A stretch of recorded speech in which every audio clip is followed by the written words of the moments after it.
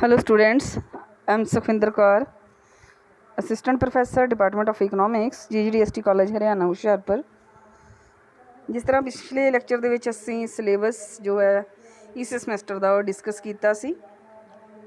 Public finance and international economics paper ਜੋ ਅਸੀਂ ਇਸ ਸਮੈਸਟਰ ਦੇ ਵਿੱਚ ਪੜ੍ਹਨ ਜਾ ਰਹੇ ਹਾਂ, ਉਸ ਦੇ ਵਿੱਚ ਸਭ ਤੋਂ ਪਹਿਲਾ ਜਿਹੜਾ ਟੌਪਿਕ ਹੈ ਉਹ ਪਬਲਿਕ ਫਾਈਨਾਂਸ, ਕਿਉਂਕਿ ਸਾਡੇ ਪੇਪਰ ਦਾ ਨਾਮ ਹੈ public finance and international economics.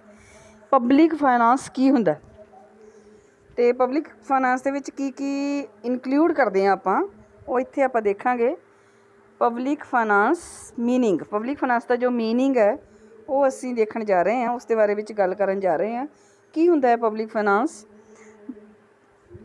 ਜੋ ਬੁੱਕ ਦੀ ਹੈਲਪ ਆਪਾਂ ਲੈ ਰਹੇ ਹਾਂ ਉਸ ਦੇ ਵਿੱਚ ਇਹ ਮੈਂ ਤੁਹਾਨੂੰ ਸਾਹਮਣੇ ਦਿਖਾਇਆ ਕਿ ਇਹਦੇ ਵਿੱਚ ਬਹੁਤ ਡਿਟੇਲ ਦੇ ਵਿੱਚ ਲਿਖਿਆ ਹੋਇਆ ਕਿ ਪਬਲਿਕ ਫਾਈਨਾਂਸ ਕੀ ਹੁੰਦਾ। ਸਭ ਤੋਂ ਪਹਿਲੇ ਤਾਂ ਇਹ ਕਿ ਪਬਲਿਕ ਕੀ, ਪਬਲਿਕ ਮੀਨਸ ਲੋਕਾਂ ਦਾ ਸਮੂਹ, ਜਨਤਾ ਦਾ ਸਮੂਹ, ਬਹੁਤ ਸਾਰੇ ਲੋਕਾਂ ਦਾ ਸਮੂਹ ਜਿਹੜਾ ਉਹਨੂੰ ਅਸੀਂ ਪਬਲਿਕ ਕਹਿ ਦਿੰਦੇ ਹਾਂ। ਅਤੇ ਫਾਈਨਾਂਸ ਦਾ ਅਰਥ ਹੁੰਦਾ ਕਿਸੇ ਵੀ ਮੋਨੀਟਰੀ ਜੋ ਰਿਸੋਰਸਿਸ ਆ ਉਹ। ਫਾਈਨਾਂਸ ਮੀਨਸ ਮੋਨੀਟਰੀ ਰਿਸੋਰਸਿਸ, ਮੌਦਰਿਕ ਸਾਧਨ। ਸਰਵਜਨਕ ਵਿੱਤ ਫਿਰ ਜਿਹਨੂੰ ਅਸੀਂ ਕਹਿੰਦੇ ਹਾਂ ਪਬਲਿਕ ਫਾਈਨਾਂਸ ਜਿਹਨੂੰ ਕਹਿੰਦੇ ਆ। ਪਬਲਿਕ ਫਾਈਨਾਂਸ ਕੀ ਹੋਇਆ ਫਿਰ?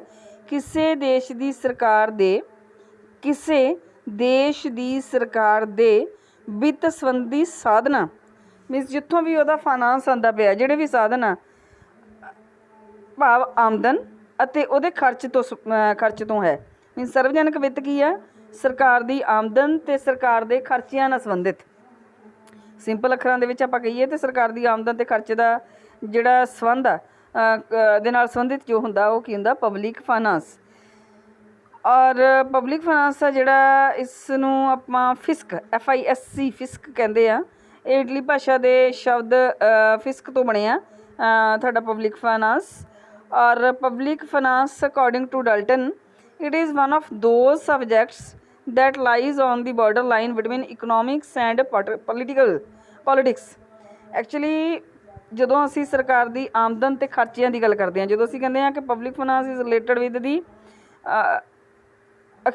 Income and expenditure of the government, ਕਿਸੇ ਦੇਸ਼ ਦੀ ਸਰਕਾਰ ਦੇ ਆਮਦਨ ਅਤੇ ਖਰਚੇ ਨਾਲ ਸੰਬੰਧਿਤ ਹੁੰਦਾ ਜਿਹੜਾ ਪਬਲਿਕ ਫਾਈਨਾਂਸ ਆ। ਅਤੇ ਇਹ ਇੱਕ ਸਾਈਡ 'ਤੇ ਤਾਂ ਇਕਨੋਮਿਕਸ ਦਾ, ਇਕੋਨਮੀ ਦਾ ਹਿੱਸਾ ਹੋਇਆ ਕਿ ਸਰਕਾਰ ਦੀ ਆਮਦਨ ਕਿੰਨੀ ਹੁੰਦੀ ਪਈ ਆ, ਸਰਕਾਰ ਦਾ ਐਕਸਪੈਂਡੀਚਰ ਕਿੱਥੇ ਅਤੇ ਕਿੰਨਾ ਹੁੰਦਾ ਪਿਆ। ਅਤੇ ਦੂਸਰੀ ਸਾਈਡ 'ਤੇ ਇਹ ਪੋਲੀਟਿਕਸ ਦਾ ਵਿਸ਼ਾ ਹੋਇਆ।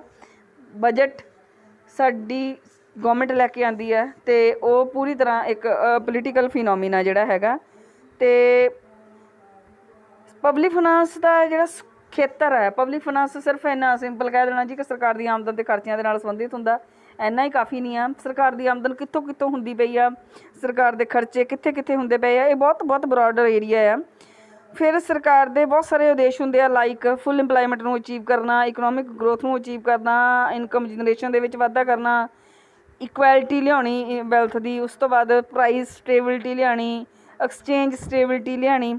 ਇਹਨਾਂ ਸਾਰਿਆਂ ਦੇ ਨਾਲ ਜਿਹੜਾ ਸਾਡਾ ਪਬਲਿਕ ਫਾਈਨਾਂਸ ਆ ਸੰਬੰਧਿਤ ਆ। ਇਹਨਾਂ ਸਾਰੀਆਂ ਚੀਜ਼ਾਂ ਦੀ ਪਬਲਿਕ ਫਾਈਨਾਂਸ ਦੇ ਵਿੱਚ ਸਟੱਡੀ ਕੀਤੀ ਜਾਂਦੀ, ਕਿਉਂਕਿ ਸਰਕਾਰ ਦਾ ਖਰਚਾ ਕਿੱਥੇ ਹੋਏਗਾ? ਜਦੋਂ ਸਰਕਾਰ ਫੁੱਲ ਇੰਪਲਾਈਮੈਂਟ ਦੇਣ ਜਾਏਗੀ, ਜਦੋਂ ਸਰਕਾਰ ਇਕਨੋਮਿਕ ਗਰੋਥ ਕਰਨ ਜਾਏਗੀ, ਜਦੋਂ ਸਰਕਾਰ ਇਕਨੋਮਿਕ ਡਿਵੈਲਪਮੈਂਟ ਦੀ ਗੱਲ ਕਰੇਗੀ ਅਤੇ ਉੱਥੇ ਸਰਕਾਰ ਦਾ ਖਰਚਾ ਹੋਏਗਾ। ਸਰਕਾਰ ਦੀ ਆਮਦਨ ਕਿੱਥੋਂ ਹੋਏਗੀ? ਜਦੋਂ ਆਮਦਨ ਦੇ ਵਿੱਚ ਵਾਧਾ ਹੋਏਗਾ, ਲੋਕਾਂ ਦੀ ਆਮਦਨ 'ਚ ਵਾਧਾ ਹੋਏਗਾ ਤਾਂ ਟੈਕਸ ਜਿਹੜੀ ਹੈ, ਟੈਕਸਏਬਲ ਇਨਕਮ ਆਮ ਪਬਲਿਕ ਦੀ ਜਦੋਂ ਜ਼ਿਆਦਾ ਹੋਏਗੀ ਤਾਂ ਸਰਕਾਰ ਦੀ ਇਨਕਮ ਹੋਏਗੀ। ਇਸ ਲਈ ਪਬਲਿਕ ਫਾਈਨਾਂਸ ਦਾ ਜਿਹੜਾ ਸਕੋਪ ਹੈ ਉਹ ਬਹੁਤ ਜ਼ਿਆਦਾ ਹੈ। ਸਿਰਫ ਇਹੀ ਨਹੀਂ ਹੈ ਕਿ ਸਰਕਾਰ ਦੀ ਆਮਦਨ ਦੇ ਖਰਚ ਨਾਲ ਸੰਬੰਧਿਤ ਹੈ, ਆਪਾਂ ਸਿੰਪਲ ਅੱਖਰਾਂ ਦੇ ਵਿੱਚ ਕਹਿ ਦਿੰਦੇ ਹਾਂ, ਅਦਰਵਾਈਜ਼ ਇਸ ਦਾ ਸਕੋਪ ਬਹੁਤ ਜ਼ਿਆਦਾ ਹੈ। ਅਤੇ ਪਬਲਿਕ ਫਾਈਨਾਂਸ ਦੇ ਬਾਰੇ ਵਿੱਚ ਬੁਚਨੈਨ ਨੇ ਬਹੁਤ ਵਧੀਆ ਡੈਫੀਨੇਸ਼ਨ ਲਿਖੀ ਹੈ।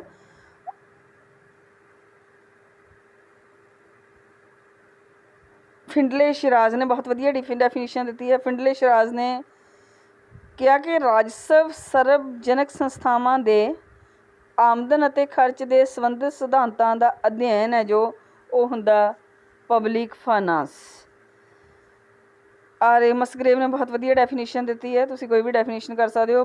ਪ੍ਰੋਫੈਸਰ ਡਾਲਟਨ ਨੇ ਡੈਫੀਨੇਸ਼ਨ ਬਹੁਤ ਵਧੀਆ ਦਿੱਤੀ ਹੈ ਕਿ ਸਰਵਜਨਕ ਵਿੱਤ ਲੋਕ ਅਧਿਕਾਰੀਆਂ ਦੀ ਆਮਦਨ ਤੇ ਖਰਚ ਦਾ ਅਧਿਐਨ ਕਰਦਾ ਤੇ ਇਹ ਵੀ ਦੱਸਦਾ ਹੈ ਕਿ ਉਹਨਾਂ ਵਿੱਚੋਂ ਇੱਕ ਦਾ ਦੂਜੇ ਦੇ ਨਾਲ ਕਿਸ ਤਰ੍ਹਾਂ ਦਾ ਸਮਾਯੋਜਨ ਜਿਹੜਾ ਕਿਸ ਤਰ੍ਹਾਂ ਦਾ ਜਿਹੜਾ ਰਿਲੇਸ਼ਨਸ਼ਿਪ ਆ ਔਰ ਕਿਸ ਤਰ੍ਹਾਂ ਦੀ ਜਿਹੜੀ ਐਡਜਸਟਮੈਂਟ ਆ ਉਹ ਹੈਗੀ ਆ।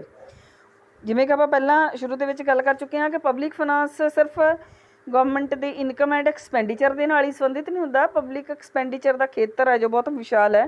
ਇਸ ਲਈ ਇਸ ਦੇ ਵਿੱਚ ਅਗਲਾ ਟੌਪਿਕ ਇਹੀ ਹੈ ਸਕੋਪ ਐਂਡ ਔਰ subject matter of the public finance. Public finance ਦੇ ਵਿੱਚ ਕੀ ਜਿਹੜਾ ਕਾਹਦੀ ਸਟੱਡੀ ਕੀਤੀ ਜਾਂਦੀ ਹੈ, ਇਹਦੇ ਵਿੱਚ ਕੀ ਹੁੰਦਾ। ਅਤੇ ਪਬਲਿਕ ਫਾਈਨਾਂਸ ਦਾ ਸੰਬੰਧ ਉਹਨਾਂ ਸਾਰੀਆਂ ਗਤੀਵਿਧੀਆਂ ਦੇ ਨਾਲ ਆ, ਉਹਨਾਂ ਸਾਰੀਆਂ ਐਕਟੀਵਿਟੀਜ਼ ਦੇ ਨਾਲ ਆ, ਉਹਨਾਂ ਸਾਰੀਆਂ ਇਕਨੋਮਿਕ ਐਕਟੀਵਿਟੀਜ਼ ਦੇ ਨਾਲ ਆ ਜਿਨ੍ਹਾਂ ਦੇ ਨਾਲ ਇਨਕਮ ਨੂੰ, ਜਿਨ੍ਹਾਂ ਦੇ ਨਾਲ ਰਾਜਸਵ ਨੂੰ ਕਲੈਕਟ ਕੀਤਾ ਜਾਂਦਾ, ਅਤੇ ਉਹ ਸਾਰੀਆਂ ਐਕਟੀਵਿਟੀਜ਼ ਦੇ ਨਾਲ ਵੀ ਆ ਜਿਨ੍ਹਾਂ ਦੇ ਨਾਲ ਉਹ ਰਾਜਸਵ ਆ, ਉਹ ਜਿਹੜੀ ਨੈਸ਼ਨਲ ਇਨਕਮ ਉਹਨੂੰ ਲੋਕਾਂ ਦੇ ਵਿੱਚ ਵਾਪਸ ਵੰਡਿਆ ਜਾਂਦਾ।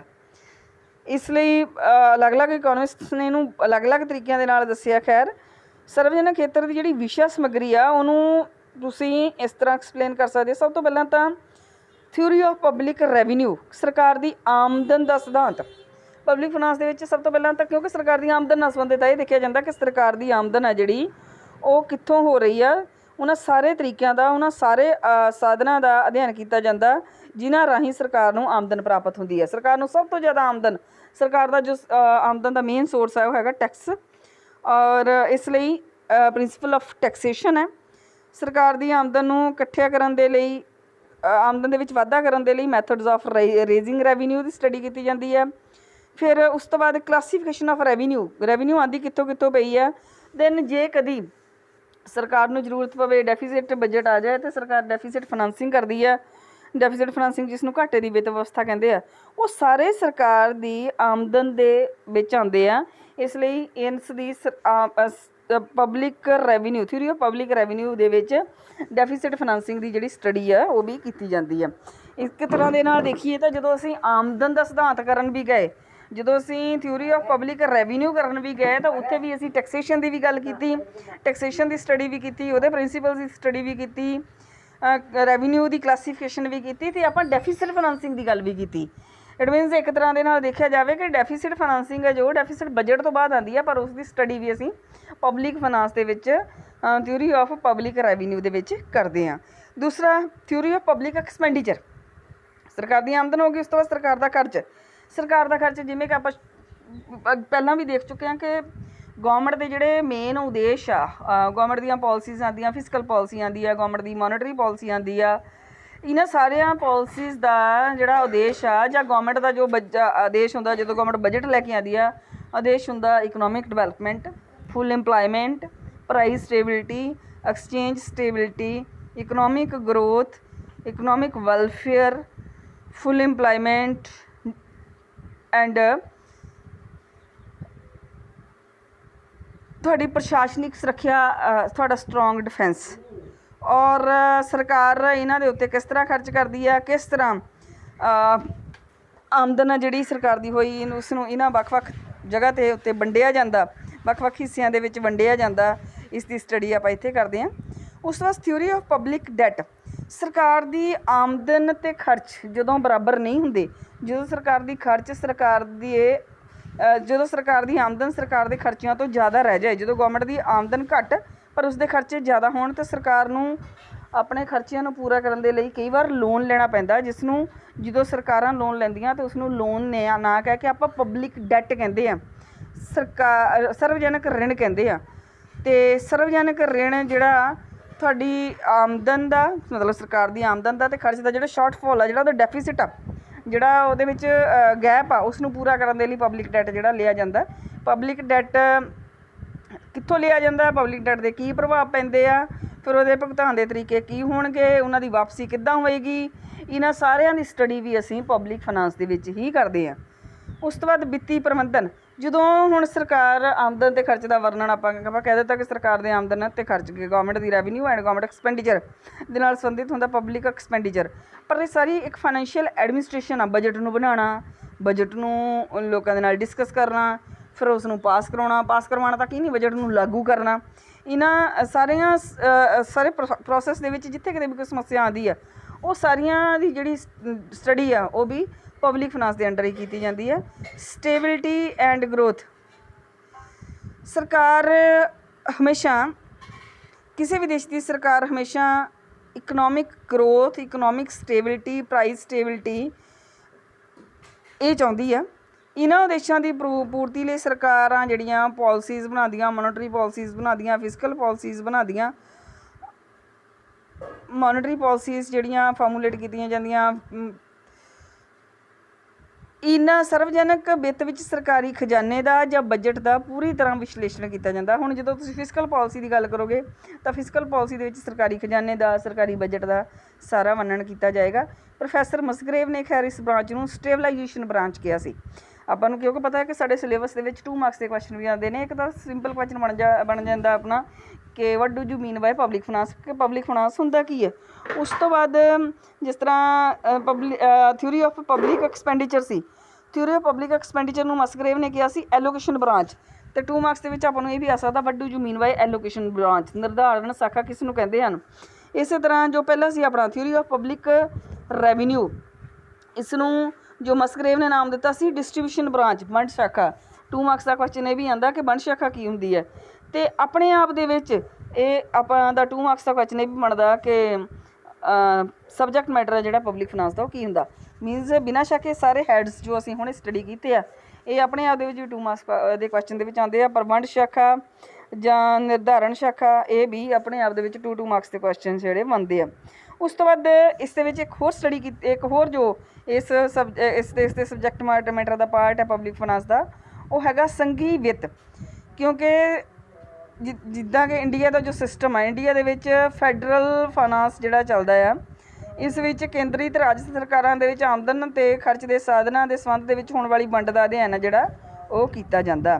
ਪਰ ਫਿਰ ਮੈਂ ਇੱਕ ਵਾਰ ਦੱਸ ਦਿਆਂ ਕਿ ਇਹਨਾਂ ਨੂੰ ਆਪਾਂ ਇਹਨਾਂ ਸਾਰੇ ਹੈਡਸ ਦੇ ਵਿੱਚ ਹੀ ਸਟੱਡੀ ਕਰਦੇ ਹਾਂ। ਪਰ ਜੇ ਅਸੀਂ ਮਸਗਰੇਵ ਦੇ ਅਕੋਰਡਿੰਗ ਦੇਖਾਂਗੇ ਤਾਂ ਮਸਗਰੇਵ ਇਸ ਨੂੰ ਐਲੋਕੇਸ਼ਨ ਬ੍ਰਾਂਚ, ਨਿਰਧਾਰਨ ਸ਼ਾਖਾ, ਡਿਸਟ੍ਰੀਬਿਊਸ਼ਨ ਬ੍ਰਾਂਚ, ਵੰਡ ਸ਼ਾਖਾ ਅਤੇ ਸਥਿਰੀਕਰਨ ਬ੍ਰਾਂਚ, ਸਟੈਬਲਾਈਜੇਸ਼ਨ ਬ੍ਰਾਂਚ ਦੇ ਅਧੀਨ, ਇਹਨਾਂ ਹੈਡਸ ਦੇ ਅਧੀਨ। ਮੀਨਸ ਜੋ ਸਿੰਪਲ ਸਟੱਡੀ ਆਪਾਂ ਕੀਤੀ ਆ ਉਹ ਆਪਾਂ 6 ਹੈਡਸ ਦੇ ਅੰਡਰ ਕੀਤੀ ਆ, 6 ਪੁਆਇੰਟਸ ਦੇ ਅੰਡਰ ਕੀਤੀ ਆ। ਬਟ ਮਸਗਰੇਵ ਆ ਜੋ ਉਹ ਮਸਗਰੇਵ ਇਕੋਨਮਿਸਟ ਆ ਜਿਹੜੇ ਉਹ ਇਸ ਦੀ ਸਟੱਡੀ ਇਹਨਾਂ 3 ਜਿਹੜੇ ਹੈਡਸ ਆ, ਇਹਨਾਂ 3 ਜਿਹੜੇ ਪੁਆਇੰਟਸ ਆ ਇਹਨਾਂ ਦੇ ਅੰਡਰ ਕਰਦੇ ਆ। ਅਤੇ ਇੱਥੇ ਤੱਕ ਆਪਣਾ ਜਿਹੜਾ ਸਬਜੈਕਟ ਮੈਟਰ ਹੈ ਪਬਲਿਕ ਫਾਈਨਾਂਸ ਦਾ ਮੀਨਿੰਗ ਅਤੇ ਸਬਜੈਕਟ ਮੈਟਰ ਕੰਪਲੀਟ ਹੁੰਦਾ। ਜੇ ਕੋਈ ਡਾਊਟ ਹੋਇਆ ਤਾਂ ਤੁਸੀਂ ਮੈਨੂੰ ਵਟਸਐਪ ਗਰੁੱਪ ਦੇ ਵਿੱਚ ਪੁੱਛ ਸਕਦੇ ਹੋ। ਅਦਰਵਾਈਜ਼ ਆਪਾਂ ਕੱਲ੍ਹ ਅਗਲਾ ਟੌਪਿਕ ਕਰਾਂਗੇ ਨੇਚਰ ਆਫ ਪਬਲਿਕ ਫਾਈਨਾਂਸ। ਜਿਵੇਂ ਆਪਾਂ ਪਹਿਲਾਂ ਦੇਖਿਆ ਸੀ ਇਕਨੋਮਿਕਸ ਸਾਇੰਸ ਹੈ ਜਾਂ ਕਿ ਇੱਕ ਆਰਟ ਹੈ, ਠੀਕ ਇਸੇ ਤਰ੍ਹਾਂ ਦਾ ਇੱਥੇ ਹੋਏਗਾ ਕਿ ਪਬਲਿਕ ਫਾਈਨਾਂਸ ਇਜ਼ ਸਾਇੰਸ ਔਰ ਆਰਟ। ਕੀ ਹੈ ਪਬਲਿਕ ਫਾਈਨਾਂਸ, ਉਸਦਾ ਸਰੂਪ ਕਿਸ ਤਰ੍ਹਾਂ ਦਾ, ਉਸਦੀ ਨੇਚਰ ਕਿਸ ਤਰ੍ਹਾਂ ਦੀ ਹੈ, ਉਹ ਆਪਾਂ ਨੈਕਸਟ ਲੈਕਚਰ ਦੇ ਵਿੱਚ ਕਰਾਂਗੇ। Thank you.